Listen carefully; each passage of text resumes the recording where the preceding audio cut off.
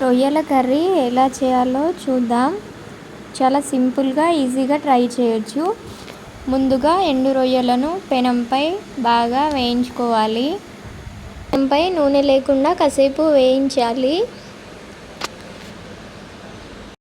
ఒక బౌల్లో వాటర్ తీసుకొని అందులో సాల్ట్ యాడ్ చేసి వేయించిన రొయ్యలను బాగా కడిగి ఒక గిన్నెలోకి తీసుకోవాలి.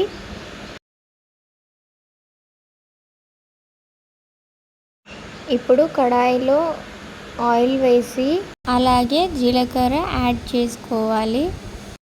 ఉల్లిపాయ ముక్కలు, టొమాటో ముక్కలు యాడ్ చేసుకోవాలి.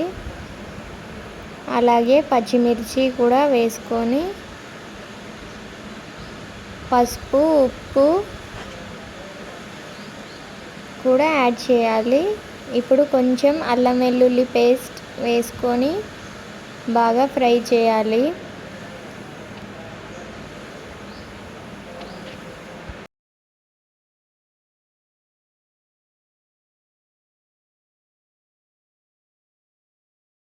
ఆ తర్వాత కడిగి పెట్టిన రొయ్యలను అందులో యాడ్ చేసి తర్వాత కారం పొడి వేసేసి బాగా ఫ్రై చేసుకోవాలి.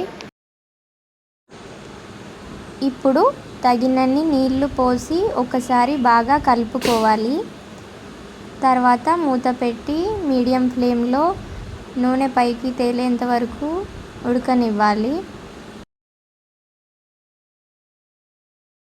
ఇప్పుడు కొంచెం ధనియాల పౌడర్ అలాగే కొంచెం చివరగా కరివేపాకు వేసి స్టవ్ ఆఫ్ చేసుకుంటే గుమగుమలాడే రొయ్యల కూర రెడీ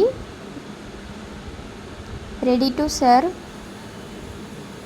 మీరు కూడా ట్రై చేసి ఎలా వచ్చిందో కామెంట్స్లో చెప్పండి.